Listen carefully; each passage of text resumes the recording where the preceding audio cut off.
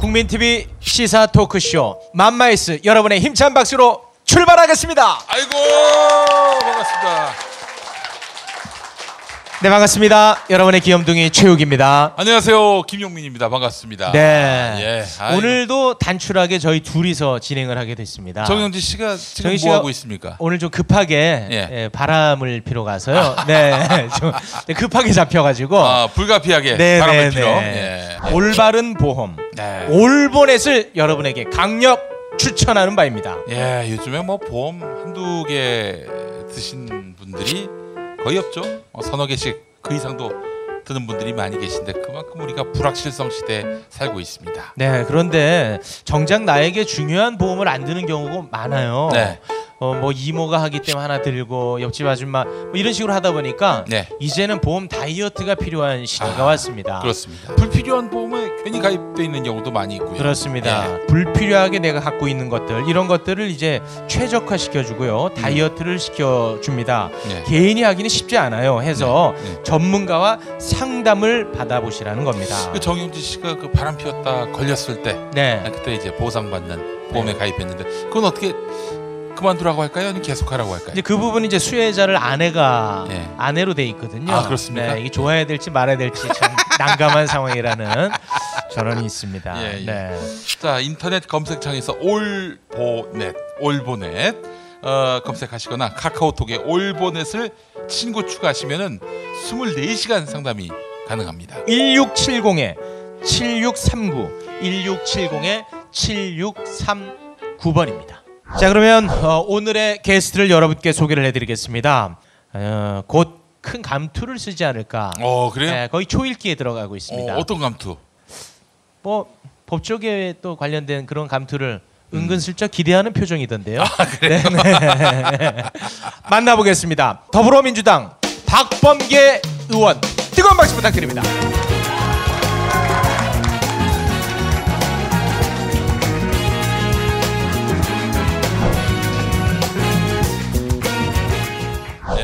아이고 우리 의원님 적폐청산위원장이시고 법사위원회에서 뒷목 잡는 모습을 제가 보고 있습니다. 이렇게 밝으신데 별꼴을 다 당하셨어요. 네. 지금 당장 법사위원장이 누구냐면은 권성동 의원이라고 이 양반 강원랜드 지금 단단히 걸렸거든요. 그런데 여전히 법사위원장을 계속하고 있어요. 그러면서 검사들한테 훈계하고 똑바로 살라고. 네. 이걸 어떻게 봅니까?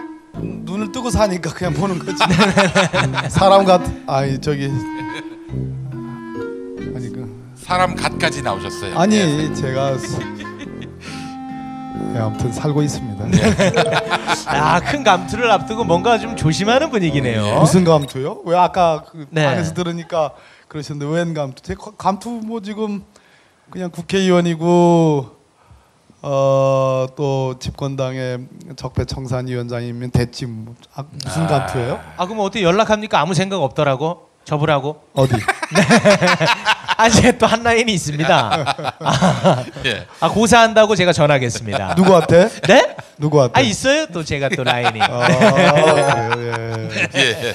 옛날보다 많이 재밌어졌군요. 그렇습니다. 네, 많은 분들이 지금 근데 내용이 충실해야지 근데. 알겠습니다. 많은 분들이 우리 의원님을 기다리셨는데요. 예. 인사 한 말씀 부탁드리겠습니다. 네, 우리 김용민 선생 제가 좋아하는 우리 맘마이스에 오랜만에 제가 출연하게 됐습니다.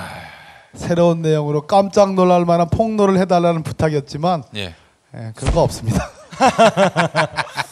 그렇지만 더 이뻐지셨네요. 분장의 힘입니다. 그러니까 분장으로 도와주시는 우리 조합원분들이 또 많이 늘어나셨고 우리 저 박범계 의원님도 예전에 그 국민TV 행사 때 조합원으로 또 가입을 해주셨어요. 그럼요. 대전에 오셔서 그렇습니다. 이제 흥행몰이 할 때 저도 같이 출연하고 그렇습니다. 그렇게 했었습니다. 아니 우선 이것부터 한번 여쭙겠습니다. 대전시장 나가십니까? 아니 이분은 또 무슨 감투를 얘기하시고 또 이렇게 아이고 몰라요. 그런 거 묻지 마세요. 알겠습니다. 그럼 대전 시민들한테 찍지 말라고 전합니다. 나 대전이라고 그랬지. 정확하게 말씀해 주세요. 좀 기다려봐요. 아 기다려봐요. 예, 네 알겠습니다. 알겠습니다. 네. 아 지금 사실 오늘 박범계 의원님 모신 거는 진짜 지금의 정치 또 우리 사회의 화두가 적폐청산 아니겠습니까? 그런데 여당의 적폐청산 위원장이시란 말씀이시죠. 네. 예. 또 우리 박범계 의원님이 그 스토리가 있으세요. 판사로 계시다가 노무현 대통령이 불의한 세력들로 인해서 고초를 겪을 때 이건 뭐냐? 법복을 벗고 그야말로 정치 한가운데 그라운드로 이제 들어오셨던 거예요. 그래서 오늘의 지금 법사위 간사를 맡으시면서 또 적폐청산에 앞장서고 계시는데 법사위 간사 아니거든요. 최고위원 하면서 이제 법사위 간사는 금태섭 의원님한테 그렇게 됐습니까? 이 앞장서서 거기서 막 이제 뒷목을 잡으시면서 아니 뭐 제가 다 해먹는다는 소리 안 들으려고. 그렇구나. 사실 뒤에서 폼 잡고 계셔도 되는데 앞장서서 그냥 호통을 치셔가지고 저 여당 간사라서 저렇게 책임감에 저러시나 했는데 그게 아니라 중진 의원으로서 제가 원래 피가 좀 뜨거워요. 네. 평상시는 좀 안 카메라하고 마이크 꺼지면 권성동 의원하고 어떻습니까? 봐요. 개인적으로 안 보세요? 오랜 동안 참 같이 했는데 네. 최근에는 그냥 서로 대면하고 외면하는 것 같아요. 예. 저는 개인적으로는 그분을 위해서도 법사위원장을 맡고 있으면 법사위원장이 장관급의 그 국회로 놓으면 치면 그런 건데 지금 저 강원랜드 어떻든 관련성이 있잖아요. 예. 있는데 저 수사가 어떤 결과를 내든 간에 법사위원장을 갖고 계시면 그 수사 결과에 대해서 국민들이 납득하겠어요. 그래서 뭐 어떤 결과가 나올는지는 모르겠으나 그래서 본인을 위해서도 그건 바람직하지 않다. 예. 그래서 내려놓는 게 맞다라고 생각하는데 저렇게 버티고 계시니까 뭐 대면 하는 거죠. 의원님 훅 들어가 보겠습니다. 네. 지금 특수활동비를 선거에 전용했다면 자유한국당이 그럼 이건 정당 해산 심판 사유가 되지 않습니까? 또 심하게 또 와. 얘기하네. 아니 그 뭐 틀림 아니야? 민병도 의원도 그런 말씀하셨어요. 그랬어요? 예. 민병도 의원님은 이제 법을 모르시는 분이니까 그분은 그렇게 아니요 선배님인데 네. 서울시장 나가신다 그러는데 촌철살인으로 말씀을 잘 해주셨는데 선거 자금으로 썼다. 예. 이 저 특수활동비를 그 자유한국당 총선 자금으로. 그러니까 만약에 이프 예. 근데 거의 그렇게 구도가 흘러가고 있지 않습니까 지금? 만약이라고 좀 해드려요. F2F. 여론조사 비용으로 5억을 썼다는 거는 뭐 나왔죠. 예. 그러니까 저 TK 쪽에 예. 진박 감별을 위해서 예. 거기서 더 나가서 선거 자금으로 갔다고 하면 정당 자체가 과연 뭐, 과연? 설마? 불법 정당이 되는 거긴 하겠죠. 근데 만약이니까 뭐 별로 의미 없는 얘기예요. 만약이잖아, 만약. 굉장히 조심스러워하십니다. 예. 네. 이제 최고위원이라 함부로 떠들면 자, 그러면 저희들끼리 뭐 제멋대로 생각하겠습니다. 이게 만약에 이프가 떼어지면은 정말 선거 자금으로 갖다 썼다, 당을 위해 썼다. 그러면 이건 뭐 국고를 손실나게 한 건데 이러면 뭐 정당이 없어져야죠. 네. 그러면은 120석은 안 되지 않습니까? 자유한국당이 뭐 그분들이 돌아와도 정당 해산이 되면은 그 의석은 다 날아가는 거죠. 이제 통합진보당의 사례를 아주 보면 끝까지 물고 그러니까 통합진보당 사례에서는 그 경우는 이제 위원정당으로 헌법재판소에서 해산 결정이 내려지면서 그 당시 국회의원들은 다 배지가 다 떨어졌죠. 네. 지금 그 정치권에 피바람이 또 불고 있지 않습니까? 앞으로 제가 볼 때 더 격화될 것 같은데 그 어느 정도까지 이게 확산될 수 있을까요? 피바람? 네. 피바람 그래서 아직 뭐 피가 튀겼나 이 정도 가지고 뭐 이 정도 가지고. 아니 지금 거론되는 사람만 해도 아주 거물급도 많고 어마어마하지 않습니까? 그게 뭐 이제 정치권에 대해서 특별히 오로지 거기만을 겨냥한 그런 수사가 아니고 아시다시피 우리는 작년 10월 24일 태블릿 PC를 시작으로 해가지고 제1차 광화문 집회부터 시작해서 27차례의 연인원 1,700만 명의 촛불 집회가 있었잖아요. 예. 그런 과정에서 대통령 거리 선거가 치러졌고 5월 10일 마침내 제3기 민주정부가 들어서고 했는데 그 적폐청산의 과정에서 있기 때문에 그러다 보니까 박근혜 정부의 국정농단에 부역했던 사람들에 대한 수사가 쭉 있었고 예. 그래서 거슬러 올라가다 보니까 이명박 정부 때의 원세훈 국정원장을 중심으로 한 방송장악, 예. 블랙리스트, 여론조작, 사이버사령부 이런 게 드러나는 거잖아요. 예. 드러나면서 급기야는 이게 특수활동비로 터가지고 다시 안봉근 이재만도 지금 들어가고 이제 내일 모레면 제 느낌에는 여러분이 꿈속에도 그리워 기다리는 우병우. 네. 우병우도 제가 보기에는 입고될 가능성이 매우 높다. 근데 권순호 영장전담판사 만나면 어떻게 되는 겁니까? 그래도 지난번에 이제 그렇게 기각을 했는데 예. 이 특별감찰관실에 대한 사정, 네. 이제 사정들을 미리 알고서 거기에 이제 뭐 방해를 했다는 거잖아요. 네. 그러니까 이제 민간인 불법 사찰, 예. 민간인이 아니네, 특별감찰관실 불법 사찰인데 그런 내용이 밝혀지면 천하의 권순호 부장판사 뭐 그래도 발부되지 않을까 싶은데 아무튼 그렇게 해가지고 특수활동비가 나왔고 5억짜리 뭐 TK 뭐 여론조사 비용도 나오고 그러다 보니까 또 최경환 네. 실세잖아요. 실세 네. 중인 실세. 드디어 이제 꼬리가 이제 잡힌 건데 그러다가 갑자기 홍준표 대표가 누가 물어봤어. 자기가 제발이 자기가 저린 격으로 자기 특수활동비를 또 변명을 하기 시작하면서 지금 불이 여의도로 확 붙었다. 그러나 불은 붙었지만 아직 피바람이 일고 있지는 않다. 이 정도 가지고 무슨 피바람? 이 정도 가지고 시작에 불과하군요. 네, 어디도 성역이 있는 건 아니고 네. 누구든지 이거는 뭐 혐의가 드러나면 과감하게 저는 그 적폐청산 하라는 게 우리 국민들의 요구 아니겠습니까, 여러분? 예. 그죠? 예. 저는 우리 박범계 의원님이 어디에 관심을 갖느냐가 사실은 이 우리 정치의 그 앞으로의 그 전망을 할 수 있는 그런 하나의 바로메터다 이렇게 생각을 하는 게요. 여기에 관심 가지시면 언젠가 뒤에 가서 큰 사건이 또 터집니다. 줄줄이. 그만큼 하여튼 중요한 풍향계의 역할을 하고 계시는데 요즘 제2롯데월드에 아주 심하게 꽂히셨어요. 예, 푹 빠졌죠. 예. 555m인데 거기서 푹 빠져 있어가지고. 민주당에서 공익감사 청구를 한다 뭐 이런 기사가 있던데 그게 뭐 제가 어떤 그래 내용이죠? 이제 페이스북하고 트위터로 공익감사 청구 300명이 있어야 돼요.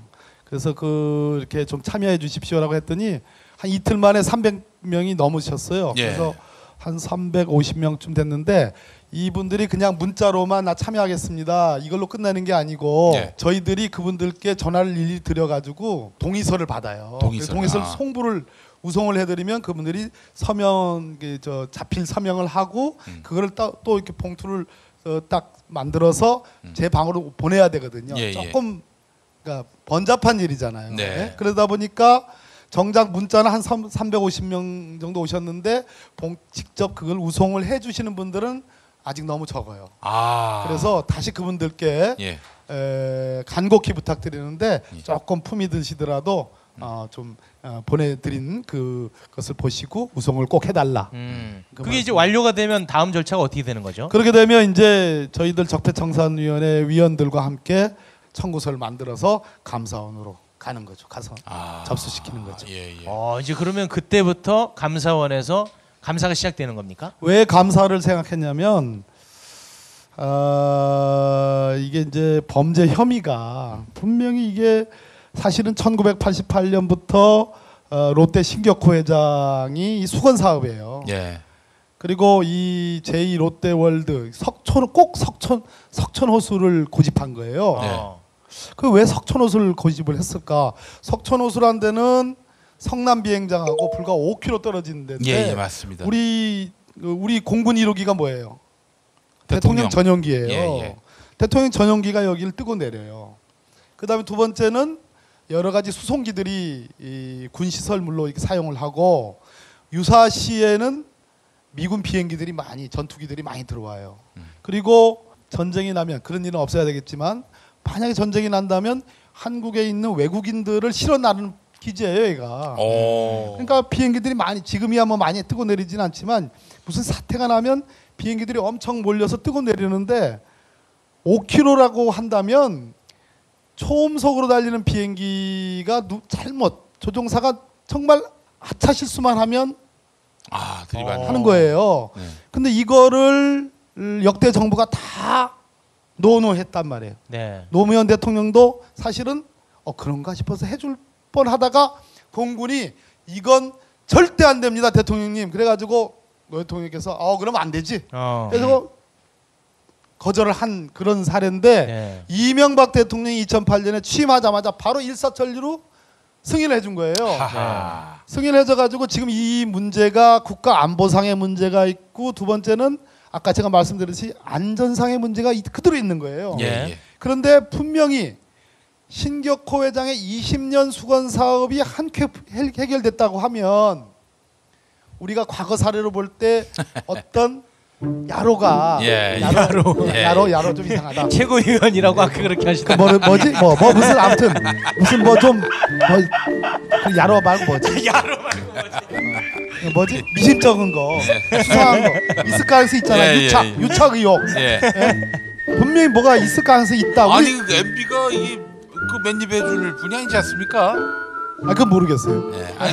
제가 알고 있긴 그렇습니다. 우리 김용민 선생님 보시기는 그렇군요. 예. 그러니까 다들 그렇게 알고 있다고요. 그러니까 이거 맨입으로 이거 맨입으로 이거 어떻게 해줘요? 이거를 MB가 어떤 MB인데 이렇게 하는 거예요? 이렇게 하는 게 아니고 요게 이제 사실은 이제 그 그레코 로망식입니다. 이게 빠떼로 쪽으로는 어떻게? 요게 이제 영미식이고, 요게 제일 중요해요. 그래서 그 혐의가 분명히 수상쩍은데 야로가 있어 보이는데 혐의가 드러난 게 없으니까 그래서 일단 감사원의 안전감사 또 안보감사를 한 번씩 청구를 해보고 거기서 감사를 해가지고 진행이 되면 경우에 따라서는 대여를 건질 수 있다. 그래서 그 경우에는 검찰의 수사 의뢰가 될 수 있어서 일단 절차를 그렇게 밟았어요. 근데 자 이제 처음 얘기를 드리는데 그렇지. 처음 얘기를 드리는데 롯데 아까 신격호 회장 말씀드렸잖아요. 이거 석촌호수 아까 이게 썰 중에는 그런 썰이 있어요. 왜 굳이 다른데 부지가 많은데 왜 굳이 성남 비행장에 가까운 물론 1 롯데월드가 있지만 왜 석촌호수냐. 그래서 여러 썰들이 있어요. 그래서 아무튼 그런데 그 얘기를 하려고 하는 게 아니고 그 썰 좀 알려주세요. 썰 한번 얘기해 주세요. 사람을 이렇게 또 그 혹시 아니 떠돌아다니는 썰 중에는 이게 혹시 풍수와 관련된 거 아니냐라는 그런 지적도 있었어요. 근데 제 얘기는 아니고 이건 그럴 것 같지는 않고 모르겠어요. 이렇게 싹 빠져나가고 그런데 그 얘기를 드리려는 게 아니고 맛있어요? 그 앞에 뜨시는 거. 좀 빨리 좀 얘기해 주세요. 궁금해 죽겠는데. 빨리 좀 해주세요. 이게 이제 제가 이걸 안 가져왔는데 이정아 비서님 이거 가져왔습니까? 안 가져왔죠? 그러니까 이제 그 공군 비행장 성남 공군기지 가면 활주로가 2개 있어요. 이게 제2롯데월드라고 치면 이렇게 제1 활주로가 있고 여기 제2 활주로가 이렇게 있어요. 활주로 2개. 서편 활주로, 동편 활주로. 이게 보조 활주로예요. 근데 원래는 옛날에 거론된 거는 공군이 반대했는데 만약에 정 불가피하게 해줄 수밖에 없다면 이 서편 활주로, 주 활주로도 10도 틀고 동편 활주로도 10도를 틀어서 완전히 제2롯데월드 쪽에서 사정권에서 벗어나게 하자. 그러면 어느 정도 안전성이 그나마 그래도 좀 보장이 될 수도 있다. 이런 게 검토가 되다가 저희도 그렇게 알고 있어요. 그렇게 알고 계시죠. 틀어진 상황이 아닌가 싶은데. 그런데 이것이 갑자기 이명박 대통령이 취임을 해가지고 그 공군의 TF가 만들어져요. 2008년 6월부터 9월까지. 거기서 갑자기 이 서편 주활주로는 그대로 내버려 두고 동편 보주활주로만 3도 트는 걸로. 3도만. 이렇게. 이건 눈 가리고 아웅이잖아요. 이 주활주로는 그대로 놔두고. 요것만 틀어주는 안이 나오고 그렇게 최종 확정이 돼요. 왜 그렇게 했느냐?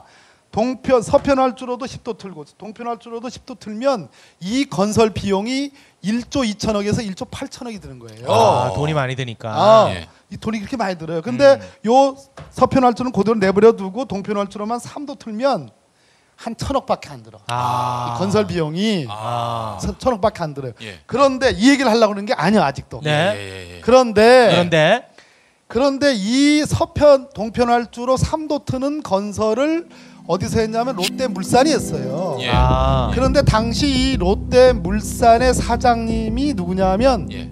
기준 하는 게 있죠. 기준. 예.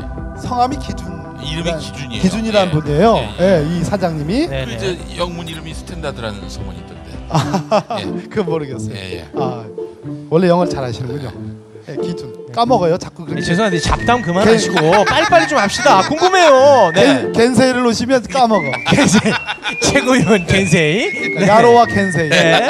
근데 이 기준이라는 분인데 이분 있고 또 이제 실명을 또 한번 말씀드리면 이제 다 의혹이에요. 네. 의혹인데 천기광이라는 분이 있어요. 아, 기광 씨의 예. 이 천기광 씨는 어떤 분이냐면 참여정부 당시에 공군 참모 차장을 한 공군 3스타 중장 출신이에요. 예. 근데 이분이 블루니어라는 회사에 들어가는데 이 블루니어 회사의 부회장도 하고 회장도 했어요. 예. 근데 이 블루니어라는 회사가 수사를 받아요. 감사원의 감사도 받고. 이 회사는 뭐 하는 회사냐면 F-16기와 같은 공군 전투기의 부품 정비 업체예요. 예. 부품 조달 업체고. 예. 그래서 전투기의 부품과 관련된 업체인데 이상하게 이 천기광 회장이 어떤 혐의를 받냐면 갑자기 그 아까 3도 트는 동편 활주로의 롯데물산이 시공하는 1,000억대 그거와 관련된 컨설팅을 여기서 해요. 여기서 하는 그러한 혐의를 받아요. 비행기 전투기 그 부품 업체가 웬 이 건설 토목 건설과 토목과 관련된 활주로를 트는 거기에 컨설팅 피를 받는단 말이에요. 어색하네요. 예, 어색하죠. 네. 그 돈이 꽤 많은 돈이에요. 컨설팅 의원님, 하여간 비용으로. 이게 한 13억 뭐 이렇게 12억 이렇게 해가지고 그래서 그 혐의로 이것이 결국은 이분이 공군 참모차장 출신이고 공군 중장 출신이니까 이분이 제2롯데월드 승인과 관련돼서 승인에 뭔가 연관이 됐고 그래서 이 회사와 브루니어 회사와 전혀 무관한 컨설팅 피를 받은 거 아니냐라고 내사를 받습니다. 근데 최종적으로는 작년에 내사로 뭐 혐의 없음으로 종결이 되긴 해요. 네. 되긴 했는데 그러나 그런 혐의를 받은 거는 맞거든요. 근데 아까 그 기준 그분과 천기광 이분은 한 어떤 지역의 어떤 고등학교 특정 고등학교 그런 인맥 사이예요. 예, 그래가지고 이 얘기는 처음 드린다고 봐도 어떤 주목을 좀 할 만한 일인데 어쨌든 그런 의혹이 있었지만 최종적으로는 뭐 내사 종결되고 추가적인 증거가 나오지 않아 가지고 그런 혐의는 없는 걸로 최종적으로 작년에 판정이 났지만 작년은 어떤 때예요? 2016년도예요. 네. 2016년도는 박근혜 대통령 시절이에요. 시절에서 검찰이 철저하게 수사하지 않을 수도 있다. 그래서 이 부분에 대한 의혹이 있기 때문에 저는 추가적인 수사도 할 필요가 있는 거 아니냐라는 생각을 갖습니다. 네, 그럼 만약에 감사가 제대로 진행이 된다면 이 부분이 이제 MB와 연결될 가능성이 좀 높아 보입니까? 대단히 유관성이 저희들은 있다고 보는 거죠. 왜냐하면 역대 김대중 대통령, 노무현 대통령 두 분 다 YS 때부터 이거는 번번이 안 된다는 거였어요. 국가 안보와 안전상의 이유로. 그러던 게 이명박 대통령이 집권하자마자 2008년에 바로 정광석화처럼 아까 꼼수를 3도 트는 그걸로 정광석화처럼 허가가 나고 결국은 555m짜리 123층짜리 건물이 들어선 거잖아요. 들어선 거기 때문에 이거는 이명박 대통령이 직접 개입을 해가지고 승인한 거기 때문에 결국 여기에 안전상의 문제, 안보상의 문제가 발생하면 그건 전적으로 이명박 전 대통령의 책임이라고 봐야 되는 거고 예. 이 그런 책임 규명을 위한 추궁을 하다 보면 아까 제가 말씀드렸듯이 모종의 야로 그것도 나올 수 있는 것이다 이런 예. 말씀이죠.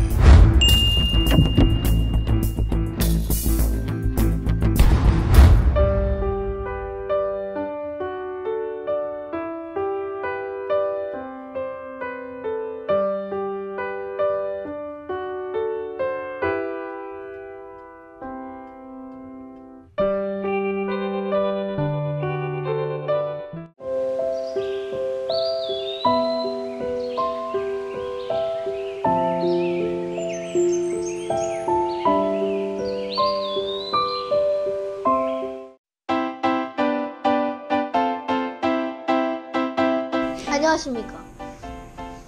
식초를 더 많이 뿌려보자. 뭐나? 이게 식초는 맞아? 네 맞아요. 어? 그래? 이거 고문인가요?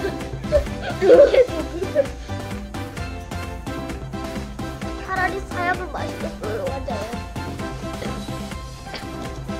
휴지 냄비에다가 식혀놨는데 새 휴지니까 이제 다시 빨리 냄새 맡아봐. 지금 이거요? 응?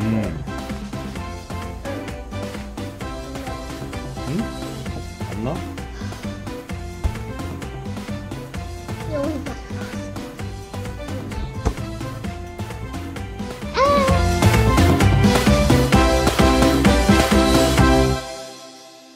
이거 먹고 제가 한번 볼일 봐가지고 네. 바나나 나오는 바람에 원숭이들이 들고 그래가지고 네. 어우 한 몇십 마리가 달라붙어가지고 시겁했던 기억이 있습니다. 아침마다 원숭이를 불러 모으는 미궁 대장사랑이었습니다. 장실 굿모닝 화장실 바나 굿모닝 바나나. 미궁 대장사랑 혈중 콜레스테롤 개선과 배변 활동 원활에 도움을 줄 수 있는 건강기능식품 광고입니다. 이건 제가 써보니까 효과가 있는 것 같아요. 수상한 이야기! 네, 수상한 이야기가 드디어 시청자 여러분들 옆으로 다가갑니다. 네. 2017년 12월 2일, 16일 바로 이곳 수원에서 초특급 게스트와 함께합니다. 여러분 누군지 궁금하지 않으십니까? 수상한 콘서트. 아, 수상한 콘서트 2017년 12월 여러분 기대 많이 해주세요.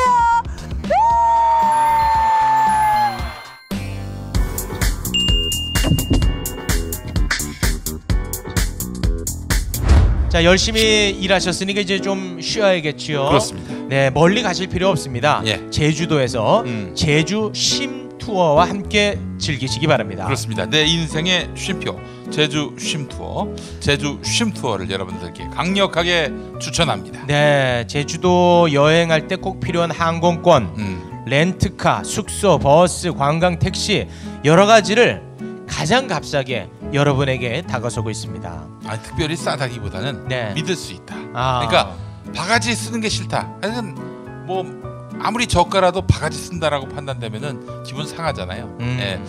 이 여행 이게 싸다고 해서 예. 가보면요 예. 버스에 앉을 때 앉는 값 내야 되고요. 젓가락 들면 젓가락 드는 비용 내야 되고 돈을 다 받아가요. 아 그래요. 그러니까 화장실 한번 이용하는데 대변 5,000원, 소변 1,000원 이런 경우도 있어요. 김영민은 10,000원입니다. 네. 배출량에 따라서. 네. 예. 자 이분은요 제주도 토박이 그리고 국민TV 조합원님이 또 운영을 하고 있으니까요. 네. 믿을 수 있습니다. 대통령님도 휴가 다 쓴다고 하는데 말이죠. 제주 쉼투어와 함께 해주시기 바라겠습니다. 064-725에 4,500번. 좀 쉬어 형도. 제주도 공기 좋은 데서 쉬세요. 아유, 네. 쉬어야겠어. 네. 064-725에 4,500번 여러분들께 강력하게 추천합니다.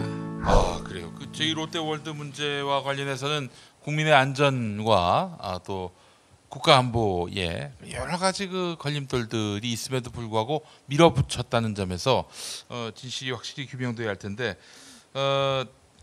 이거 말고도 뭐 지금 MB와 관련해서 의문 의혹들이 많은데 국민들이 가장 관심을 갖는 부분은 언제쯤 소환될 것인가 하는 부분입니다. 그 대충 좀 아시지 않을까요? 우리 저 박범계 의원님이 위원장이신데. 몰라요. 네. 아니 그 대략 성탄절 즈음을 보는 분들이 있더군요. 글쎄요, 뭐 법 앞에 성역은 있을 수 없죠. 어떤 누구도 다 평등한 것이고 네. 혐의가 있으면 당연히 조사를 받아야 되는데 지난번에 김관진 전 국방부 장관, 네. 박근혜 정부에 들어와서는 안보실장을 한 예. 이분이 구속이 됐잖아요. 예. 저는 그 영장이 기각이 될 줄 알았어요. 근데 우리 지금 서울중앙지법의 영장 전담 판사가 3분 계신데 예. 이분들이 굉장히 짜게 보거든. 짜게 본다는 얘기는 잘 요건이 조금만 약간만 좀 수틀리면 기각한단 말이에요. 그래서 국민들이 막 들고 일어나는 거 아니겠어요? 예. 군사이버사령부 530입니다. 503이 아니에요. 이상하게 다 503, 530 다 비슷비슷해. 네. 그것도 아세요? 청계재단이 지금 이명박 전 대통령 소유주였던 네. 서초동에 가면 영포 빌딩이라고 그랬어요. 예. 그 영포 빌딩에 다스 사무실이 있어요. 예. 근데 그 다스 사무실에 사무실 방 룸 넘버가 뭐 몇 번인 줄 알아요? 503이에요. 이상하잖아. 아무튼 다시 돌아와서 530 이 심리전단이 있는데 이명박 전 대통령이 군무원 이 심리전단에 일할 군무원 요원들을 선발하는데 인원을 증원하는데 지시를 한 거예요. 근데 당시 기재부가 반대를 했어요. 이걸 왜 하느냐? 만약에 김관진 장관이 얘기하는 것처럼 국가안보상의 사이버 심리전, 대북 심리전의 필요성이 컸고 절대적으로 그렇기 때문에 늘려줘야 됩니다. 인원을. 만약 그런 차원이라면 천하의 기재부가 그걸 반대를 할 수 있겠어요?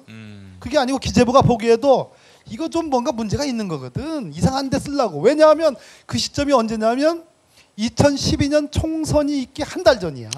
총선이 4월 11일인데 예. 3월 10일, 3월 12일 날에 있었던 일이에요. 근데 여기에 이명박 대통령이 그 군무원 기재부 반대하더라도 밀어붙여. 그래가지고 증원을 시킨 거예요. 그래서 그게 서류에 나온 거야. 뿐더러 뭐가 나왔냐면 김관진 장관은 전라북도 출신이에요. 본인도 전라북도 출신이면서 호남 사람 배제 이 얘기를 한 거잖아요. 네. 예? 이 새누리당에 반대하는 사람들이기 때문에 쓰지 말란 얘기 아니겠어요. 네. 이 얘기는 국내 정치에 개입되는 걸 전제한 말이잖아. 네. 자, 김관진이가 그렇게 얘기했고 이명박 전 대통령이 뭐라고 그랬냐면 철저하게 그 군무원을 늘리는데 철저하게 우리 사람을 가려서 뽑아라. 같은 얘기잖아요. 그래서 제가 보기에는 이 부분은 이명박 전 대통령을 조사를 안 할 수가 없어요. 검찰이. 이 부분은. 그래서 제가 보기에는 구체적인 혐의점이 드러났기 때문에 조사를 할 수밖에 없다고 보여지는데 언제냐고 물으시는데 그거는 그냥 아니 알고 계세요. 내가 보니까 눈빛이 보니까 알고 계신 거야. 용민이야 그건 넘어가. 그냥 넘어가. 그러면 꽃피는 봄이 오기 전에 이거 어떻게 구속이 되신다고 저희는 믿고 싶습니다. 용민이 이렇게 이쁘게 화장도 하시는데 이렇게 말씀이 이렇게 험하게. 자 여러분 제 말이 맞는지 틀리는지 함께 지켜보시죠. 네. 그 일각에서는 그 MB의 소환 직전에 이동관 씨가 먼저 소환이 되면 바로 이제 연결이 될 가능성이 높다.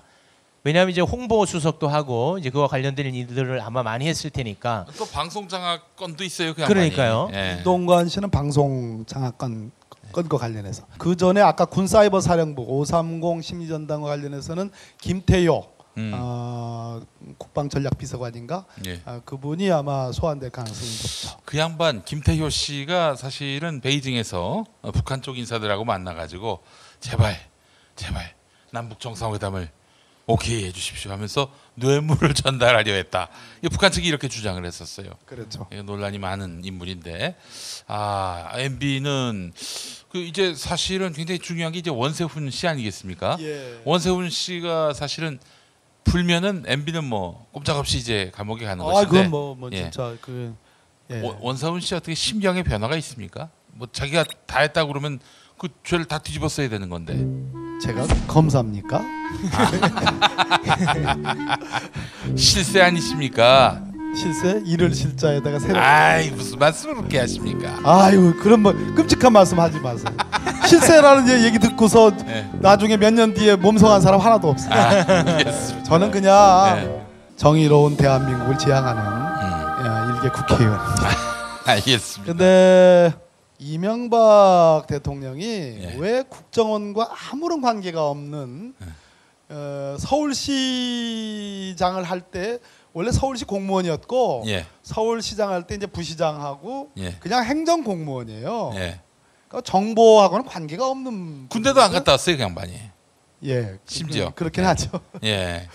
그런데 왜 원세훈을 일약 전격적으로 2009년에 국정원장으로 임명을 했을까? 그리고 임기가 끝날 때까지 국정원장을 했거든요. 그래서 나중에 까놓고 보니까 지금 까놓고 보니까 완전히 온갖 군대 전부 다 관여 안 한 데가 없고 나라를 완전히 국정원을 중심으로 해서 통째로 말아먹은 게 이제 지금 드러나는 거잖아요. 완전히 말아먹은 거지. 그거는 아마 원세훈 국정원장이 입이 무겁고 자기에 대한 충성심이 강해서 그래서 시킨 거 아닐까 하는 생각을 해요. 그렇다면 결론적으로 놓고 보면 원세훈은 지금 MB와 관련된 진술을 안 할 가능성, 지금까지는 안 하고 있다라고 보는 게 맞을 거고. 그 정두원 전 의원이 몇 주 전에 이 프로그램에 나오셨는데 그분 말씀이 뭐냐면은 원세훈 씨가 감옥 생활을 정말 못하더라, 못 참아 한다, 이런 얘기를 하는 거 보면은 아마 조금만 더 압박하고 당신이 다 뒤집었으면은 살아서 못 나올 텐데 이런 식으로 이제 슬쩍 이제 검찰에서 압박을 가한다면은 불 수 있지 않을까 이렇게도 짐작을 하게 만들었어요. 아 그랬어요? 그건 뭐 그분이 더 가까우셨던 분이니까 더 잘 알겠죠. 근데 이제 또 관심은 MB를 예를 들어서 이제 감옥에 보냈단 말이죠. 저기서 뭐 재판을 받게 한다든지 할 텐데 재산 환수도 잘할 수 있을까요? 재산 환수가 사실은 핵심인데. 아니요, 아직 저기 저 1000m 또 경주에 아직 1m도 못 뛰었는데 꼬링해가지고 세레머니를 어떻게 할까 지금 걱정하시는 것 같아요. 목표는 있을 거 아닙니까? 목표가. 용민이 형. 용민이 형. 자꾸 그렇게. 이렇게 진도가 빨라. 진도가 빨라. 아 이미 마음은 그 저기 박근혜 재산까지 다 환수해서 한 1년 동안 국민들한테 세금 안 걷는 그런 나라를 지금 보고 있어요 제가.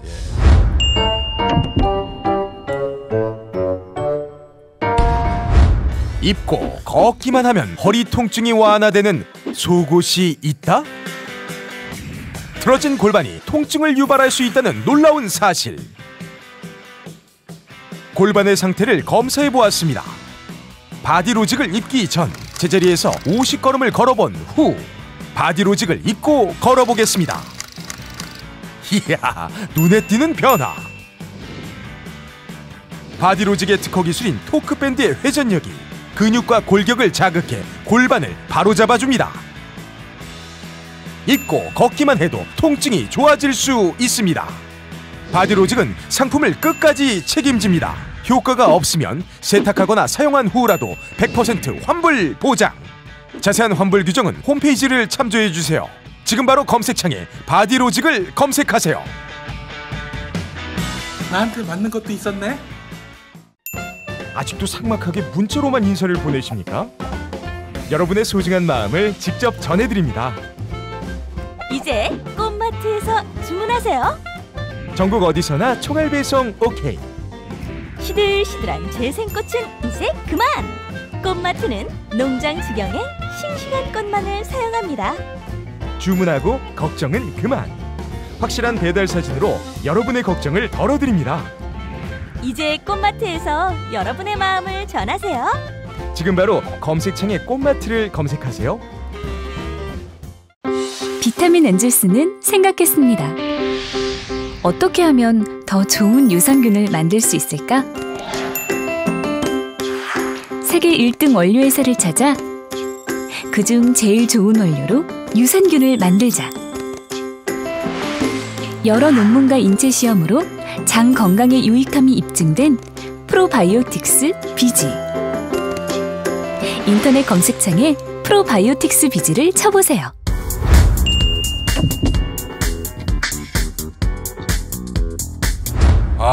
비타민 엔젤스. 네. 비타민 엔젤스 이제 많은 분들이 이용을 하고 계신데요. 네, 그렇습니다. 이번에 또 좋은 신제품이 나왔습니다. 메가 홍삼 25를 여러분께 소개해드리겠습니다. 세상에 메가 홍삼 25. 이 25의 의미가 뭡니까? 그것도 모르면서 사람을 왜 사람을 말을 못하게 만들어? 나도 모르게 옹알이 할 뻔했네. 네. 안 적혀 있잖아. 이거 참. 국내에 출시되는 홍삼 제품 중에 진세노사이드가 가장 많은 양. 가장 많아요. 가장 많은. 다 재봤습니다. 그래요? 네네. 한 25톤 들어가서 25인가? 예. 하여간 기억력 증진, 면역력 증진, 정력 증진.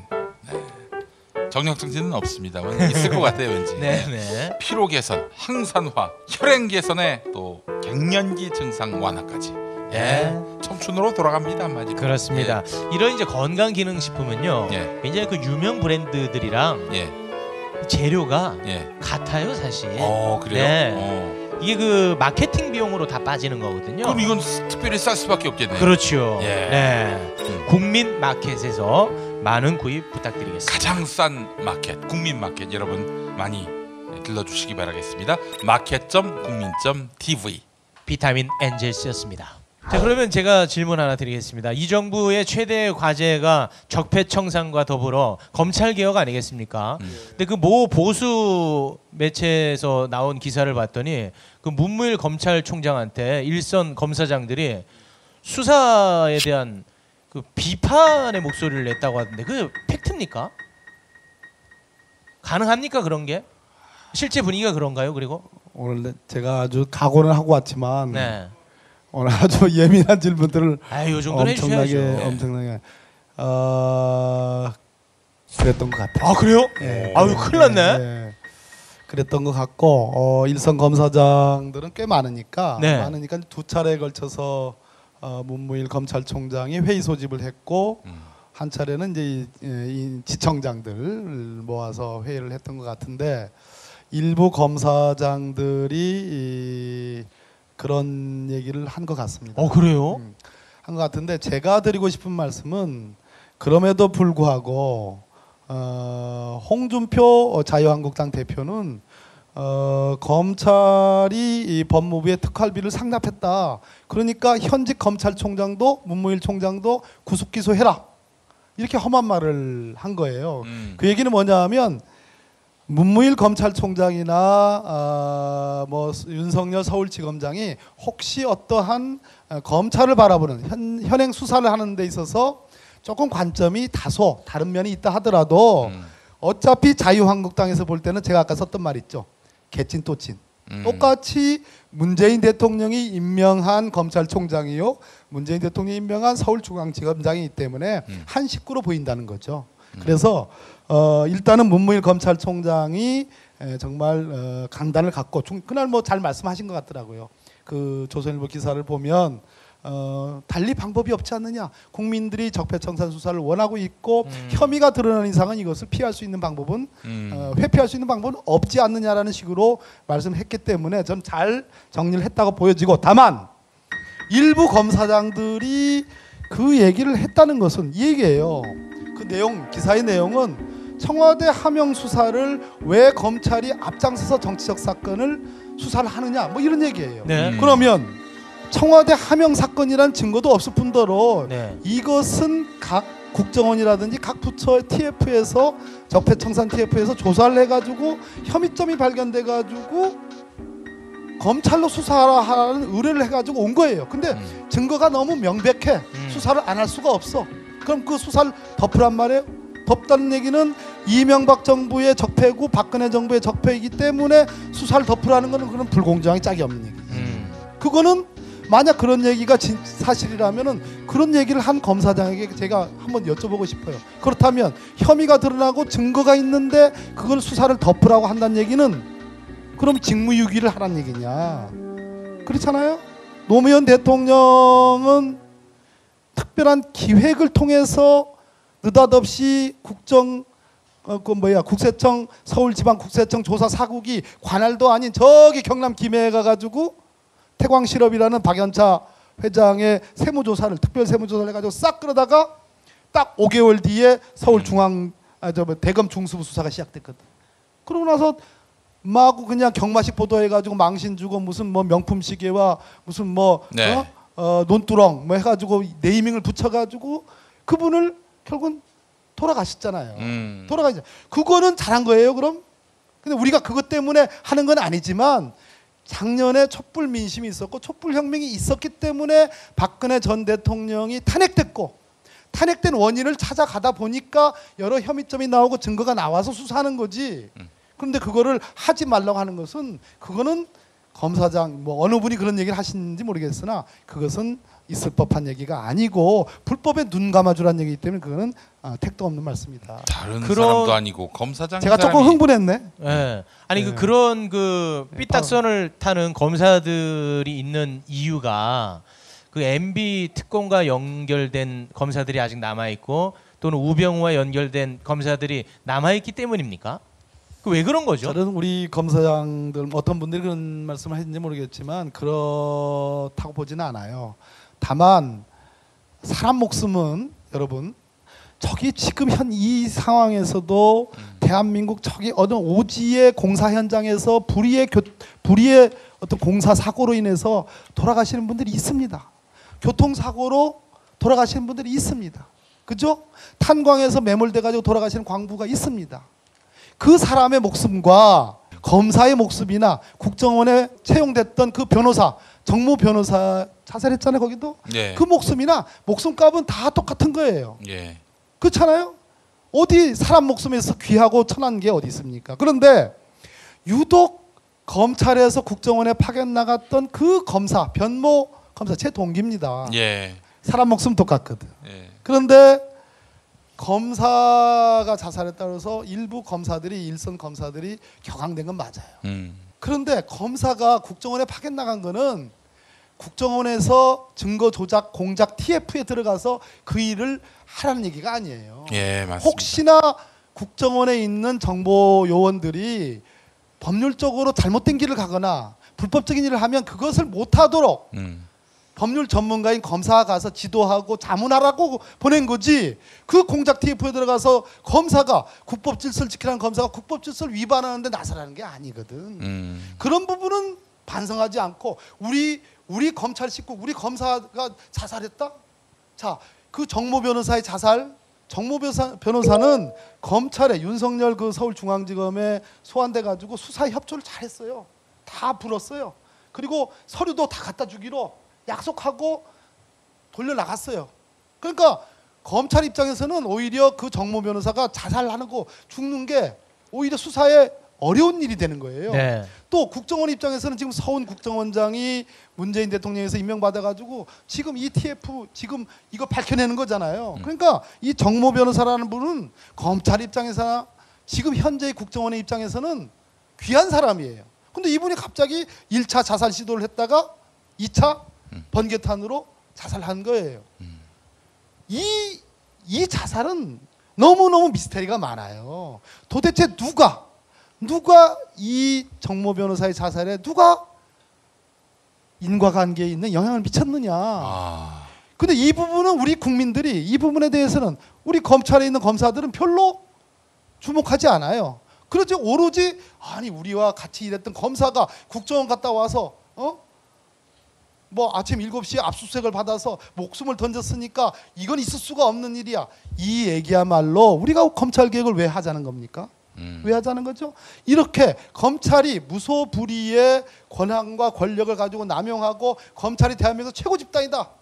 어떤 누구도 검사의 비리는 누가도 이걸 체크할 수 없고 누구도 이거를 통제할 수 없다.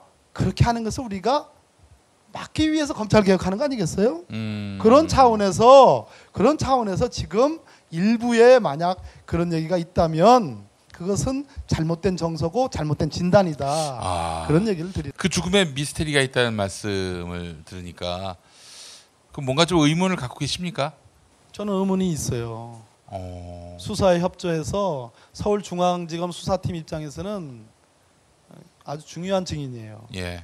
그래서 그렇게 오히려 죽음으로써 수사에 혼선이 오는. 또 국정원 입장에서도 서훈 국정원장을 기준 놓고 볼 때는 이 친구가 국정원 지금 개혁을 하기 위해서 다 공개되는 거잖아요. 그러니까 국정원 입장에서 뭐 밑에 단위는 모르겠으나 수뇌부 입장에서는 오히려 고마운 사람이에요. 고마운 사람인데 이 친구가 왜 그랬을까? 저는 중요하다고 봐요. 타살 의혹을 제기하실 겁니까? 아니요, 자살은 맞는데, 모르겠어요. 제가 뭐 본 것도 아니지만, 그런데 설사 자살에 대해서 아무런 의문점이 없다 하더라도 자살을 하게 된 동기부여에 관해서는 뭔가 굉장한 바이러스가 있었고 그 부분은 규명돼야 된다. 의원님 김용민한테 걸려들면 안 됩니다. 네네네. 네, 한 3명 갔습니다. 그래서. 아니 진짜로 상식적인 검사라면 당연히 이상한 짓을 시킨 국정원에 대해서 비판을 해야 되는데 검찰에 대해서 이렇게 또 날카로운 목소리를 내는 게 참 이상하다 싶은데 뭔가 그 개인들이 좀 이렇게 얽혀 있는 그런 역학관계가 있지 않나 이제 그런 의문을 제가 제기했던 건데. 그건 수사할 수 없습니까? 어떤 거요? 그 지금 그 죽음의 미스테리. 아마 그 부분을 볼 가능성이 있고요. 또 이제 오늘 만마이스 있어요? 그거 볼 가능성이? 아니 본다는 얘기는 이제 검찰 용어인데 검사들 지금 수사팀에서 그 이유를 찾고 있을 가능성이 있고 또 만마이스에서 제가 이렇게 얘기를 했으니까 또 뭐 하나의 동기부여가 될 수도 있겠죠. 아이고. 어휴 너무 놀라서 머리가 벗겨지네. 아우 너무 놀랬네. 뚜껑이 열렸네. 뚜껑 열렸어. 너무 놀랐습니다. 네, 화가 났습니다. 그 말씀을 들으니까 머리칼이 착 쓰면서 뚜껑이 열렸습니다. 그래요. 요거 하나만 더 여쭤보겠습니다. 최근 기사라 뚜껑이 계속 열리는데 최근 기사라 요거 하나만 여쭤보겠습니다. 그 의원님, 저기 지저분한 거 보지 마시고요. 네네. 그 조국 수석이 이 공수처 이제는 마무리할 단계다라고 이야기하지 않았습니까? 이와 관련해서 한 말씀 좀 부탁드리겠습니다. 오늘 이제 당정청 긴급회의를 했는데요. 당에서는 원내대표, 정책위 의장, 적폐청산위원장 등등 이렇게 나왔고 집중을 안 하잖아. 알겠습니다. 아니 왜 그렇게 산만해졌어요? 저게 방송가의 적폐야. 진짜.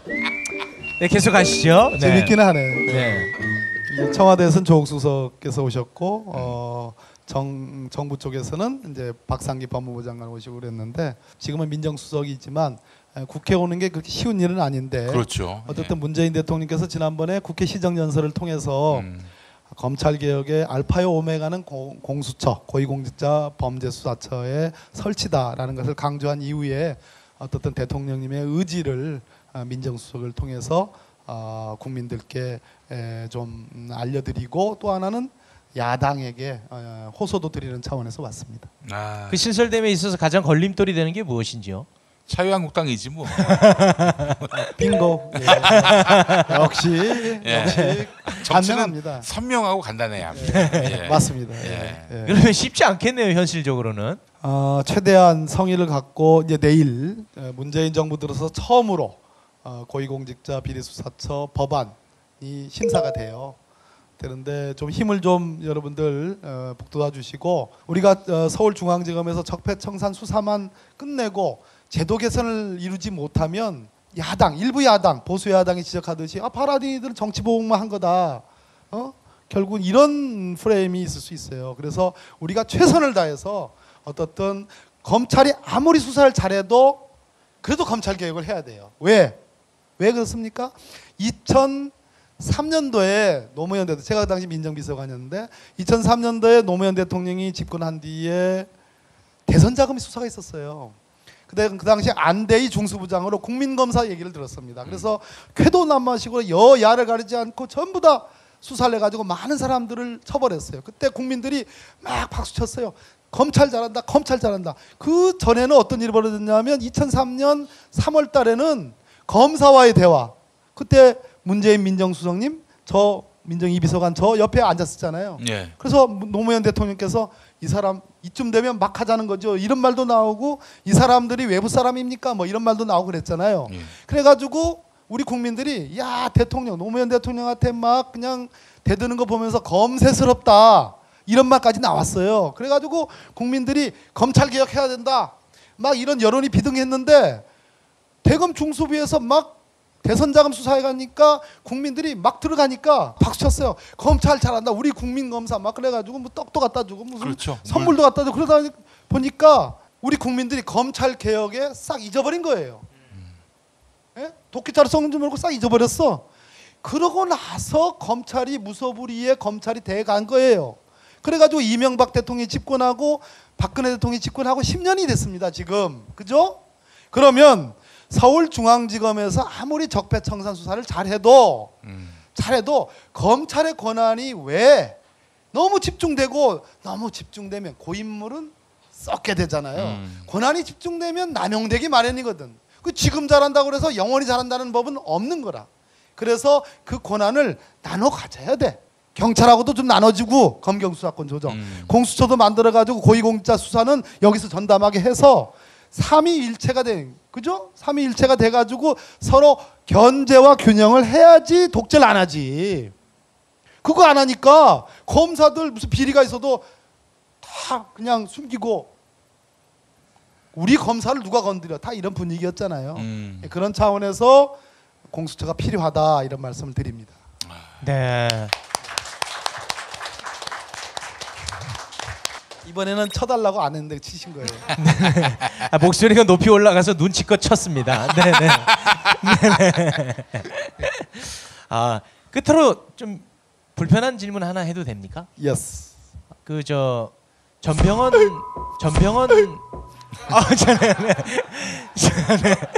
전 수석과 관련해서 그 참 이 이상한 그림이 그려지고 있는데 그와 관련해서 민주당에서는 조용한데 오히려 자유한국당에서 그런 수사를 하면 어떡하냐 전병헌을 그거를 이제 제물로 바치고 우리를 죽일 속셈 아니느냐 뭐 이런 얘기까지 나오고 있더라고요. 전병헌 수석과 친하신가요?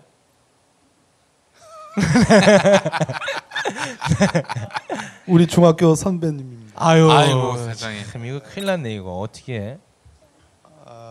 그러니까 그런 질문 왜 해요? 아유. 근데 이제 뭐 누구도 법 앞에 성역이 있을 수 없는 거고 안타까운 일이긴 하지만 제가 이런 말씀으로 대신할게요. 문재인 대통령께서 국회 시정연설에 와가지고 공수처가 왜 필요하냐? 공수처가 도입이 되면 당신과 당신의 가족이 제일 먼저 감시의 대상이 될 거다. 네. 이거는 어마어마한 얘기잖아요. 네. 그렇잖아요. 네네. 그러니까 공수처 수사 대상에 현직 대통령도 늘하는 말씀이잖아요. 여기 더 이상 무슨 말을 하겠어요. 야. 누구도 법 앞에 성역이 없어요. 예. 안 그렇습니까, 용민이 형? 맞습니다. 예, 예. 역시 그 입술 참 아주 아름답죠. 고혹스럽네, 고혹스러워. 이게 뭐 이것만 안 했으면 좋았어. 알겠습니다. 아무튼 뭐 법에는 성역이 저 지저분한 거 보지 마시고요. 네네. 아무튼 법에는 성역이 없다. 우리 대전. 예. 네, 제가 대전이 아니라 제 파트너가 대전이었는데 예, 의원님 온다고 해서 오늘 빠졌습니다. 예. 네. 아까 내가 안 했으니까 욕하는 건 내가 들었어. 대전 사람 이렇게 욕하지 마세요. 예, 알겠습니다. 지역 색깔이 JP만큼 심하시네. 네네네. 알겠습니다. 우리 저 의원님이 나오셔가지고 아주 시원시원한 얘기도 많이 해주시고 처음 들어보는 얘기도 많이 해주셨는데 앞으로 할 일이 더 많으신 것 같습니다. 앞으로도 누구 눈치 보지 마시고 쭉쭉 세게 치고 나가시기 바라겠습니다. 그러다 보면 언젠가 감투 한번 쓰시겠지요. 네. 지금까지 더불어민주당 박범계 의원이었습니다. 고맙습니다.